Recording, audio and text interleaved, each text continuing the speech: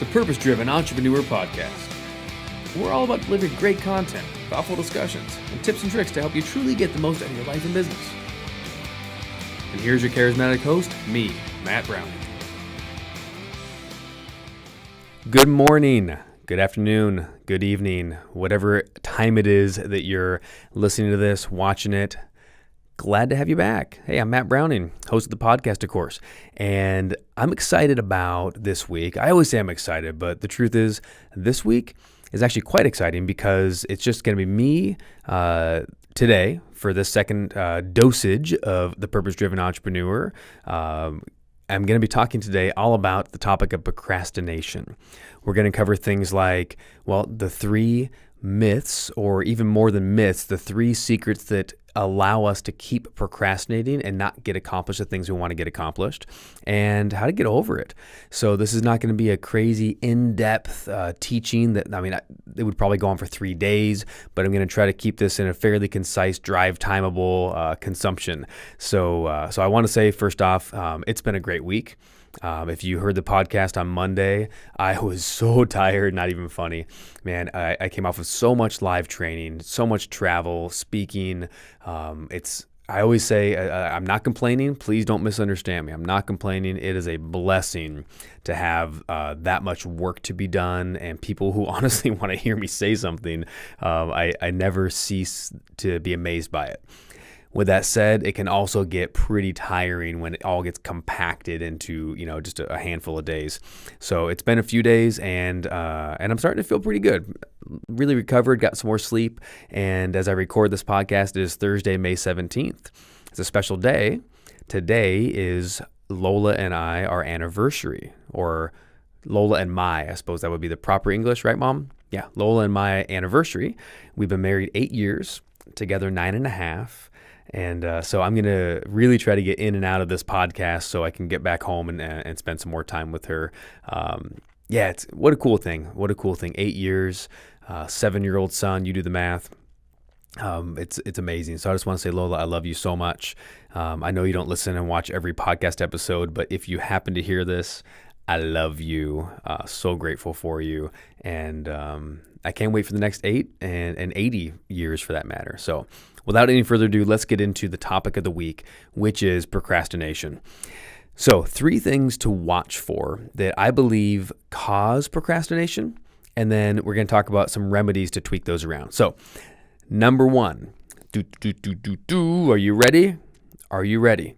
By the way, if you're watching this on YouTube, if you're watching this on Facebook videos, please, if this resonates, share the video so more people can overcome procrastination as well.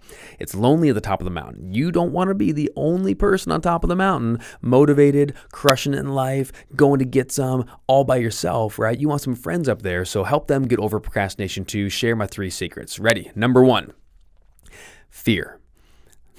Right? I know, fear. It's like overly simplistic, I guess. But let's talk about it specifically. So this, to give a big shout out to a friend of mine. I know you're listening to this, Mrs. Kara Newen. We spent some time with our friend Steve and Kara last night, and randomly over conversation, we started talking about these different things that we fall into. And I said, procrastination. And we had this great conversation. And out of that, I said, wait a second, I think this might be a book. And then as we started talking about it, I said, no, it's not a book, but it's definitely a full podcast episode. And so I said, Kara, I would give you credit. So shout out, I'm giving you credit. Boom, right there. All right. So number 1 we came up with was fear. So what are the fears? Well, so what's procrastination? Number 1, procrastination is not something. It's actually the lack of something. So procrastination is a state we get into when we lack doing something, accomplishing something, right? It's what we call an NLP and not behavior. So, right? Because procrastination isn't something you can actually do. It's the absence of doing what you're supposed to do. So the first thing is, let's put that in the right frame so it makes sense to you. So the question is, what kind of fear happens? Well, to me, the procrastination piece is, it's fear around you might be uncomfortable or uncertain, fear of confrontation. So maybe I have a task in mind or a goal in mind. And my first fear is I might have a fear of I have to go talk to someone about it. Maybe I have to go ask somebody about it. And they might reject me, Well, why are you procrastinating to get a new job? Well, I need to get a new job, let's say, but But maybe I have fear of what if I go in for the interviews and no one hires me? So, I have fear that I'm going to be rejected. I have this fear inside of feeling just plain uncomfortable. For me personally, one of the things that makes me most uncomfortable that I've walked through and have been growing in is head-on conflict, right? Direct, face-to-face, hey, here's an issue, let's talk about it. As a leader, I always have to be growing in that because that's the thing ever since I was a kid I always wanted to run away from. Now, other people, you might have no problem with conflict, but maybe it's maybe having a sensitivity or something where you don't need to be as direct every time, or maybe it's a whole other thing for you. But for me, it was that. So when I think about my experience, whenever I find myself procrastinating and putting things off, a lot of times it's the fear of doing something uncomfortable, okay? Another potential fear could be the fear of failure. So once I finally commit and do this thing I'm talking about doing, what if it doesn't work? What if it's not as good as I think it is? Man, I was terrified about 5 minutes ago. You know what? Do you want to know what it was? I was terrified 5 minutes ago because I was sitting in the office. I came in just for a couple hours today to get a few pieces done. I had two things to do. I wanted to record this podcast and finish the final manuscript edits for my new book. Wow. I didn't realize how terrified I was. And I put off for, I guess not that long, for 2 days. Basically before it goes to the publisher to get edited, proofread, layout, cover design, and off to the races. In a couple of months, it's going to be out for the public. There was this thing of like, well, I wanted to go back through and rewrite a few pieces and change something around and really wanted to get like the final essence of what I wanted to accomplish in the book. So I knew I had a handful of rewrites that I wanted to do to it. I was down to my last one. It was basically the final paragraph of the final chapter in the book, right? The last paragraph that says, well, now that you learned all this, go out there and get some. And I found myself feeling scared. I put it off for a little while. Okay, I said, I'm busy. I'm going to get to that, right? I'm a little too busy. What are you going to do? I mean, I got things to do. I got dishes to do.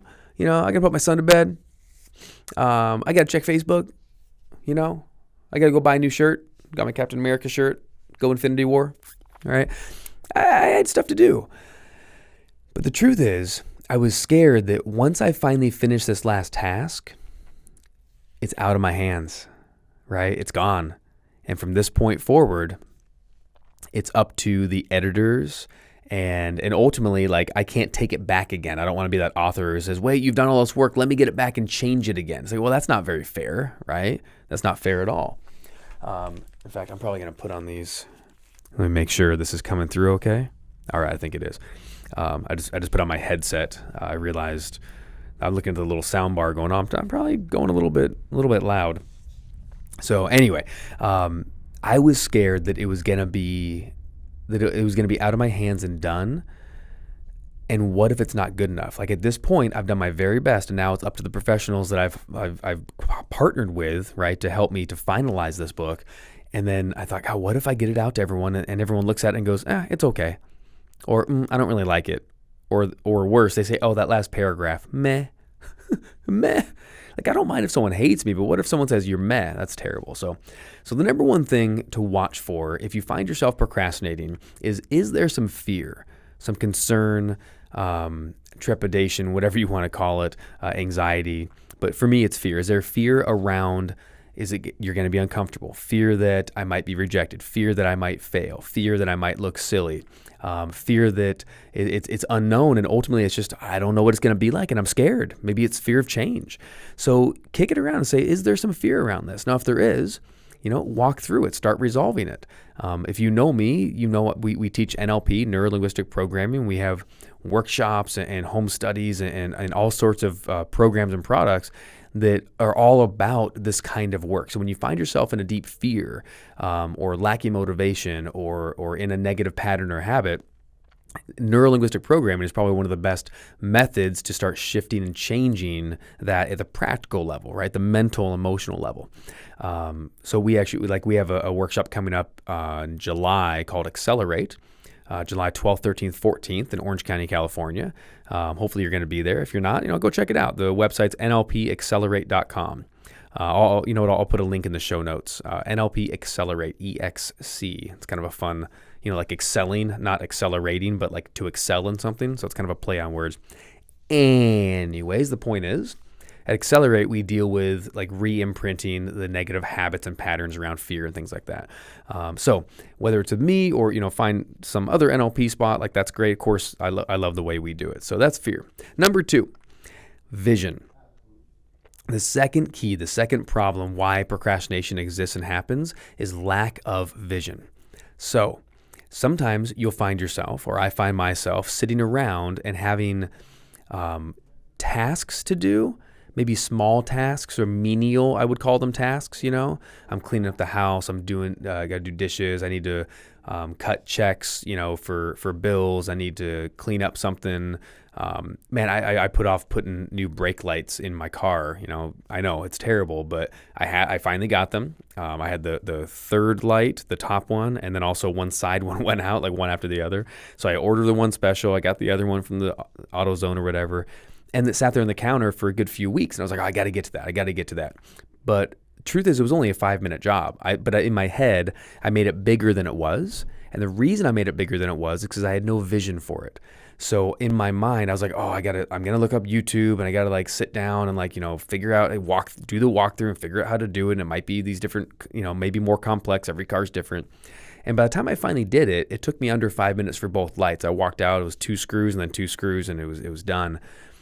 But when you lack vision, it's really easy to put something off. When I have no vision for the future, whether it's big, like an inspired vision, or even if it's just vision of clarity, right? So it can be inspired vision or simply clarity. But when I lack vision and clarity, it's really hard to prioritize doing something that you're not sure how it's going to get done, what it's going to look like. The other big piece of vision is your why. Right. A lot of times when I talk about inspired vision, it's really the question of, what's my vision for doing this? Why am I actually doing it? Is it a spiritual vision of like God's asked me to do this, or is it a vision about what's going to happen in my marriage, or is it a vision about success and finance? Because hey, I got a vision. We're going to do this new event. Or I was just thinking, like with the book coming out, one of the big pieces of vision, what's also allowed me to, because I have done a lot of work on it in a very short period of time. And certainly like I procrastinated for a day, right, to finish the last paragraph. But all in all, I think Anna, who's leading the project, and Josh from Unprecedented Press, shout out to you, Josh, who's doing all of the publishing, editing, and everything. I think they could all attest that we've been really moving pretty fast, and there's not a lot of procrastination involved. So why does it happen? There's been a pretty clear vision. I look at this book and think, okay, this book is going to be the first new book in over 10 years. It's going to be my key into doing some TV appearance, doing radio appearances. I'm going to be getting it out and doing some contests. I'm going to be pushing for a bestseller campaign, looking for big name endorsements. Like I'm doing a lot of so there's very clear vision of what I'm going to do with it, what the results are going to be, and am I going to achieve every goal? Probably not. But I'm clear on what I want to achieve with it. Does that make sense? So your vision must be a strong why. And if you lack vision, you may find yourself, the fruit of no vision is oftentimes procrastination. Okay. So that's key number 2 to watch for. And again, just think of it like this. If you wake up and you notice that, oh my gosh, I've been putting off a task. Number 1, check, is there any fear around this? Right. Number 2, check, do I have a vision for what this task is, what it means, what it's going to create?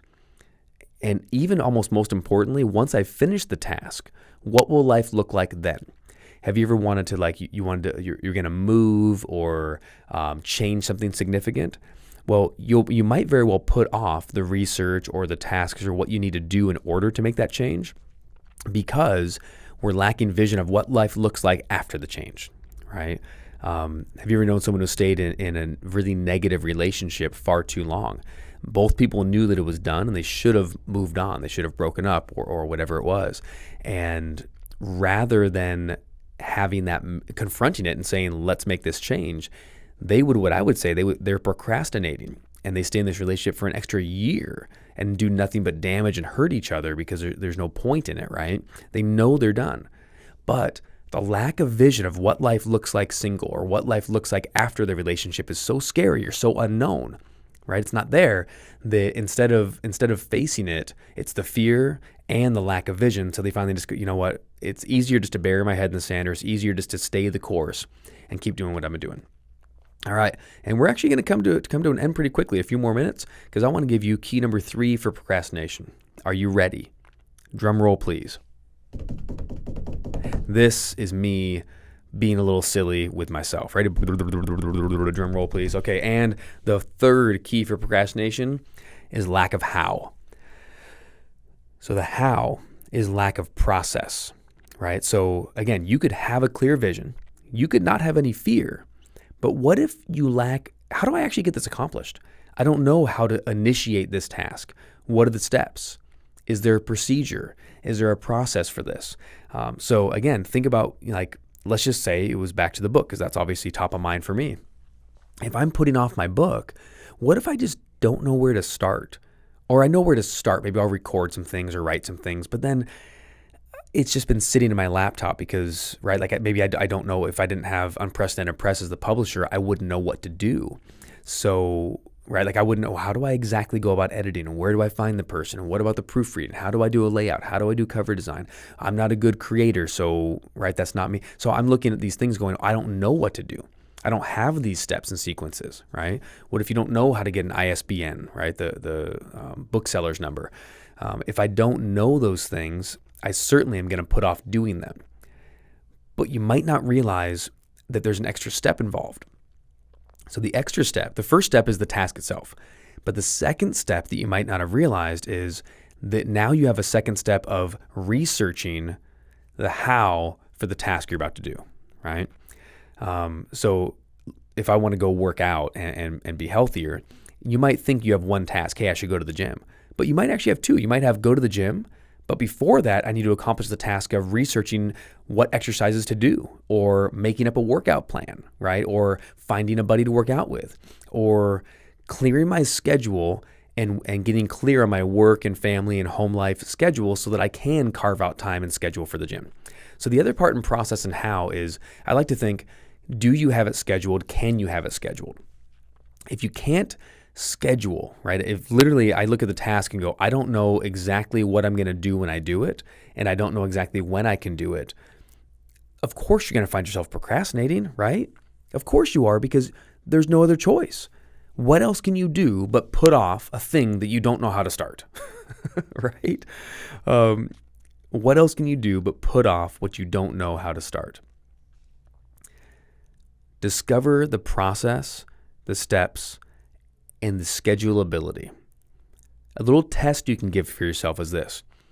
If I believe I'm ready to go on a task and I no longer need to procrastinate, one of the things you can do to check on that is check in your mind and ask, can I get an internal representation? What we call an NLP and IR, an internal representation, basically the picture and sound, like a scene in your mind, like a scene in the movie. Can I get a scene in my mind of me actually doing this task? If there's any missing bits, right? Any missing bits of what I would be doing, what it would look like, maybe you know how to start it, but then you get to a certain point in the task or outcome or goal and you think, oh, I don't know exactly how I'm going to get over that bridge, but then I know how I'll finish. So maybe you know how to start, how to finish, but you don't know how to go in the middle. So if that's what you find yourself doing, you have to get clear on what the process is. And if you don't know the process, you've added a task. The task is research, learn, ask, whatever it is, and discover how to do that process itself. Okay, so once you've done the task of discovering or learning how to do it, the second task should be schedulable, simple, and easy, which is doing the task itself. If you have knocked out fear, if you have gotten clear on vision, you know exactly why you're doing it, and you have a clear outcome of what it'll look like after it's completed. And thirdly, if you already know the process, the steps, the procedure, you should have a task or an outcome that is, even if it's multiple chunks for one outcome, multiple tasks, all add to one thing, one goal. Whatever it is, you should be able to then schedule it, get it done. And because there's no fear coming up and no lack of vision coming up, when the schedule comes time, next Thursday, 2 p.m., guess what you're going to do? You show up and you just do your task next Thursday, 2 p.m. So I do encourage you, schedule tasks in your calendar. right? I use my calendar for everything. If I showed you my iCal, it would be scary to some people. I have everything in there, and I keep adding more to it. I'm going to do the Facebook Live, or I'm going to record the podcast. I'm going to these 2 hours to work on the book. This big chunk of time to sit and just spend time with Lola. I'll carve out time just to sit and pray and read the Word and talk about church life. And then I'll put meeting time in the office calendar. And then obviously like actual appointments, like podcast interviews that I'm on someone else's or they're going to be on mine, calls, coaching clients, jumpstart sessions, private days with clients, that kind of thing. Most people use their calendars only for scheduling. I encourage you to use your calendar to schedule everything that's important. So a lot of times we'll schedule like a coffee with someone, which certainly is important, but in comparison, it might just be, oh yeah, I want to catch up with someone I haven't seen in a while. Well, is that more important than like this massive, huge outcome in your life or in your business right now that has to be done this week? But instead of scheduling 3 hours to sit and write, we'll schedule an hour and a half to go meet someone just to see what's up. So consider that. I'll end it with this. I'm not going to end you. That would be terrible, right? Yeah, that sounds like something Thanos would say. I will end you. No, I'm not going to do that. But I will end the podcast for you with this. If it's important enough, it should make it onto your schedule. The more important a task or a person is in your life, the more they should show up on your calendar. How's that for a little bit of gristly fat to chew on for today? What do you think? The more important someone or a project is, the more it should show up on your calendar. And the sooner it should show up on your calendar. That's what I want you to think about this week. I hope you're having an awesome week. Enjoy your weekend. Get out there and crush it. As always, I just came up with this at the last weekend or the last week's seminar, and it was awesome. Take the shot. I told a story about Michael Jordan. Maybe I'll tell you in a future podcast episode. But I told a story about Michael Jordan, and I ended the seminar with, what are you waiting for? Take the shot. What do you have to lose? Take the shot. So that might be one of my new sign-offs. Let me know what you think. Find me on social media at Matt Brauning. You can find me on Facebook, Instagram, Twitter. I'm all over the place. Also, of course, this podcast, if you haven't already, I know I ask every time, but I'm going to keep asking every time because there's always new listeners. And if you're a brand new listener to the show, welcome. Every week, I try to pull out some nuggets to teach you something. Oftentimes, I'm going to bring on an expert to pick their brain a little bit, find out their origin story, what makes them tick. We're going to discover some NLP. And next week, we have a special treat. We have a returning guest, the illustrious Mike Bagala. Will be on the podcast, and we are going to sit down as two NLP trainers, and we're going to start doing a really fun thing actually coming up starting June and beyond. We're going to start breaking down NLP techniques, perceptions, thoughts, beliefs, and just different little things. So if you have never heard about NLP, you'll love it. We'll break it down for you. If you're an NLP nerd, you've been there, done that, you're a trainer, a coach, a practitioner, whatever it is, if you're in that space, if you read some books on it, I think you'll really appreciate it. We're going to grab like one technique at a time or one presupposition or just one language pattern or something. And we're just going to sit around the table and just kind of shoot the breeze about it and talk about it and discuss different ideas and origins of it. And we're going to what if it, which is, talking about what else we could do with it and what if it was done differently and just, really have some fun with it. So let me know your thoughts. I really, if you would, just let me know your thoughts. Leave a rating and review for the podcast on iTunes or on Podbean. It would be awesome. And what else do I have for you? I think that's it. I will see you Monday for Mondays with Matt. Have an awesome, awesome week. See ya.